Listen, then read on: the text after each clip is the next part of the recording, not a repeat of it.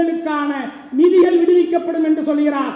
அதற்கு ஒட்டுமொத்த இந்தியாவிலே மாண்புமிகு எனது அருமை அண்ணன் தளபதியார் சொல்லுகிறார், 1000 கோடி அல்ல 10,000 கோடிகள் கொடுத்தாலும் அந்த மும்மொழி கொள்கையை இந்த தமிழ்நாடு ஏற்றுக்கொள்ளாது, என் தலைமையிலான இந்த சட்டமன்றம் ஏற்றுக்கொள்ளாது.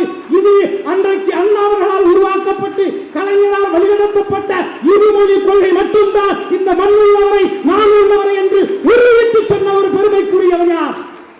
மாண்புமிகு தளபதியார் அவர்கள் என்பதை யாரும் மறந்துவிடக் கூடாது. அரசியலமைப்பு சட்டத்திலே ஆளுநருக்கு என்ன இருக்கிறது என்ற ஒரு உண்மையான நிலவரத்தை தமிழ்நாட்டுக்கு மட்டுமல்ல ஒட்டுமொத்த இந்தியா முழுவதும் இருக்கக்கூடிய ஆளுநருக்கான அதிகாரம் என்ன என்பதை வெட்ட வெளிச்சமாக்கி உச்ச நீதிமன்றத்திலே வழக்கு தொடர்ந்து இன்றைக்கு நமக்கான உரிமைகளை பெற்றுக் கொடுத்து இன்றைக்கு ஒட்டுமொத்த இந்தியாவில் இருக்கக்கூடிய அத்தனை ஆளுநருடைய ட்ரௌசர்கள் கலடக்கூடிய நிலையை உருவாக்கி காட்டிய மாபெரும் வீரர் தான், மகத்துவமான முதல்வர் தான் நமது அருமையின் தளபதியார் என்பதை யார் மறுக்க முடியுமா?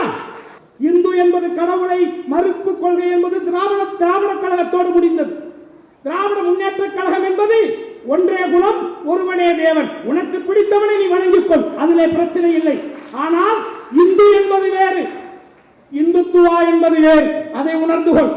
இறை நம்பிக்கையை வாக்காக மாற்ற முயற்சி செய்கிறார்களே, அதை எப்படி ஏற்றுக்கொள்ள முடியும்?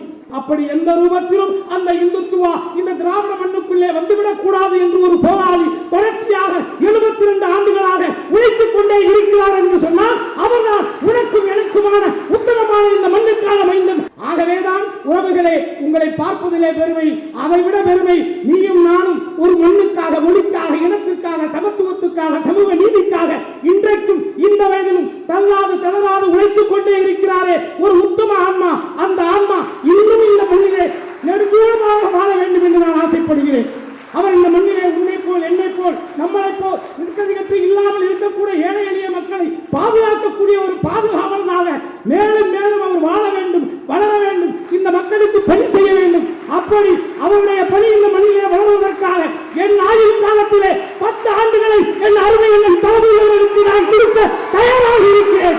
வாழ்க தளபதி இழப்புகள், அவர் தொண்டு வாழ்க, அவருடைய பண்பு வாழ்க, அவருடைய மனிதநேய வாழ்க என்று கூறி இந்த மனிதநேய விழாவிலே உன்னையும் என்னையும் மனிதநேயத்தோடு ஒத்துப்போக வைத்த எனது அருமை சகோதரர் சேகர் பாபு வாழ்க என்று கூறி வாய்ப்பு